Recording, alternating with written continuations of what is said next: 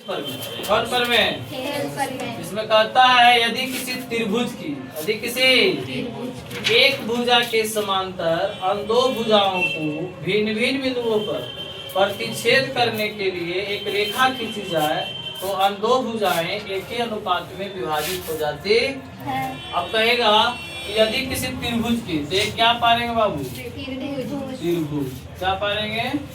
इस प्रकार से त्रिभुज पता है यदि किसी त्रिभुज की एक भुजा के समांतर, तो भुजा तो इसमें तीन गो है बाबू, लेकिन लेना है एक भुजा के समांतर, जो कि हम ले रहे हैं बीसी के समांतर। किसके समांतर? तो बीसी के समांतर खींच दिए, यहाँ नाम दे दिए डी, यहाँ क्या दे दिए? पता है एक भुजा के समांतर अन्य दो भुजाओं, तो एक भुजा के समांतर खींचे डी, तो अन्य दो भुजा बचा ए बी और ए सी। अन्य दो भुजाओं को भिन्न भिन्न बिंदु पर प्रतिच्छेद करने के लिए, तो यहाँ प्रतिच्छेद करेगा, यहाँ प्रतिच्छेद करेगा, अलग अलग बिंदु पर प्रतिच्छेद करेगा। तो कहता है प्रतिच्छेद करने के लिए एक रेखा खींची जाए। हमने क्या खींचा? रेखा। तो कहता है यार दो भुजाएं और दो भुजाएं एक ही अनुपात में विभाजित हो जाती है। एक ही अनुपात में विभाजित होने का मतलब कि होगा ए डी और बटा डी बी, ए ई और बटा होगा ई सी। यही आपको साबित करना है। तो आपको दिया क्या है वो लिख लीजिए। दिया क्या है वो लिखना है। फिर सर दिया क्या है? तो ए बी सी एक त्रिभुज है। ए बी सी क्या है? एक त्रिभुज है। ए बी सी एक क्या है? त्रिभुज है, जिसमें एक भुजा के समांतर, तो जिसमें हो जाएगा बीसी समांतर है किसका रे बाबू? डी। बीसी समांतर है डी, बीसी समांतर है डी। आपको सिद्ध करना है। क्या करना है? सिद्ध। और लिख सकते हैं कि ए बी तथा ए सी भुजा को डी तथा ई बिंदु पर प्रतिच्छेद करती है, इसे भी लिख देंगे। जिसमें बी सी और डी ई समांतर है तथा ए बी तथा ए सी, ए बी तथा ए सी, ए बी तथा ए सी, ए सी भुजा को भुजा ए बी तथा ए सी भुजा को बी तथा ई बिंदु पर, बी तथा ई बिंदु पर क्या करती है? प्रतिच्छेद करती है। बात समझे? प्रतिच्छेद करती है। अब आपको लिखना है सिद्ध करना। सिद्ध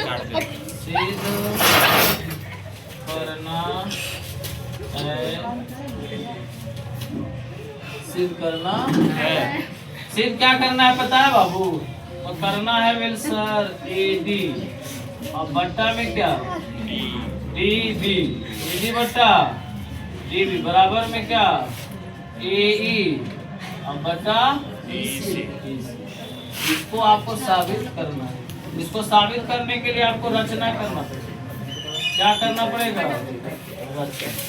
अच्छा, इसको लाने के लिए ए डी बट्टा डी बी लाने के लिए क्या करना पड़ता है? देखो ध्यान से, ए डी बट्टा डी बी, ए डी और बट्टा डी बी, इसका मतलब है कि इसमें हमको त्रिभुज की रचना करना पड़ेगा। कैसे? तो देखो डी से आपको डॉट डॉट लाइन से सी को मिला दिए। अब डी से सी को मिला देंगे डॉट डॉट लाइन, कौन लाइन से? और यहाँ पर जो है ना, जब भी त्रिभुज का क्षेत्रफल निकालिएगा, ऐसे मान लीजिए त्रिभुज में चलेंगे ए डी ई, तो ए डी ई त्रिभुज में चलेंगे बाबू, तो उसमें क्षेत्रफल निकालने के लिए 1/2 आधार को चाहिए।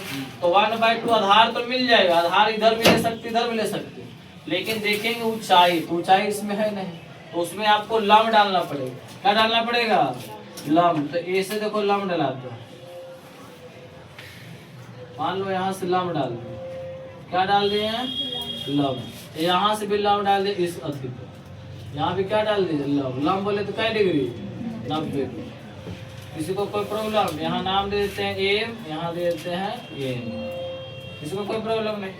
अब जैसे देखिए त्रिभुज में चलना ए डी ई, तो ए डी त्रिभुज में चलेंगे तो इसका क्षेत्रफल निकालेंगे, तो निकलेगा ये क्षेत्रफल, तो हो जाएगा आधार मान लेंगे ए डी, और इसका जो क्या मान लेंगे बाबू, एम ई क्या हो जाएगा, ऊंचाई। इस त्रिभुज में ऊंचाई क्या होगा, एम। और जब इस त्रिभुज में चलेंगे ए डी ई में, अगर आधार मानेंगे एस ए ई तो ऊंचाई होगा डी एन। क्या होगा, डी एन। बात समझ रहे हैं। तो आपको रचना में क्या की, तो रचना में लिखो कि डी एन लंब किस पर डालें, तो बोल सकते हैं एसी पर। किस पर, एसी पर। तथा एम ई, क्या बाबू, एम लिखेंगे, एम ई लंब किस पर डाले हैं, ए बी पर। किस पर, ए बी पर डाला, ए बी पर डाला। तथा बी से किसको मिलाएं, बी से ई, बी से ई को, तथा डी को सी से मिलाया। क्या किए, मिलाया। इतना बात तो आपको करना ही है, ठीक है। अब आपको सिद्ध करने के लिए प्रमाण चाहिए। क्या चाहिए, प्रमाण। अब प्रमाण बोले तो सबूत, प्रमाण बोले तो बाबू इतना इम्पोर्टेंट है कि कोई भी एग्जाम मैट्रिक का, इसमें हर एग्जाम में पूछता है केस। इस पर बेस्ड एक चैप्टर है जो कि अगर नहीं जानेगा तो आगे आपका चैप्टर नहीं बनेगा। ऑब्जेक्टिव इस पर आ जाता है, तो एकदम शांति से समझना है। और घर में जाके इसको एक बार ना 2-4 बार रिवीजन करना। एक बार में तो एवं नहीं करेगा, 2-4 बार कीजिएगा तो दिमाग में सेट हो जाएगा, तो फिर आपसे हो जाएगा। अभी आप कितना गहराई से सोच रहे हैं, लेकिन कितना आसानी से बन रहा है, देख रहे हैं। खाली आपको कॉन्सेप्ट सही होना चाहिए, दिमाग में रखना है क्या क्या होगा। अब प्रमाण में चलेंगे तो हम एक बार त्रिभुज में चलेंगे। कैसे चलेंगे, ध्यान दीजिए। हमको लाना है ए डी बटा क्या बाबू, डी बी। ए डी बटा डी बी। हम चलेंगे त्रिभुज में ए डी ई, फिर अगला त्रिभुज में चलेंगे तो डी ई बी।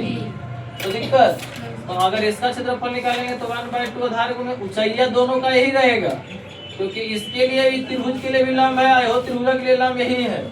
नहीं पता तो देख लो। अगर ऐसे मान लीजिए त्रिभुज है, इसमें ऐसे लंब डाले तो यहो त्रिभुज अगर चलेगा तो एक ऊंचाइया यही होगा, और यहो त्रिभुज चलेगा तो ऊंचाइया। बस समझे, यहाँ भी वैसे हम समझेंगे।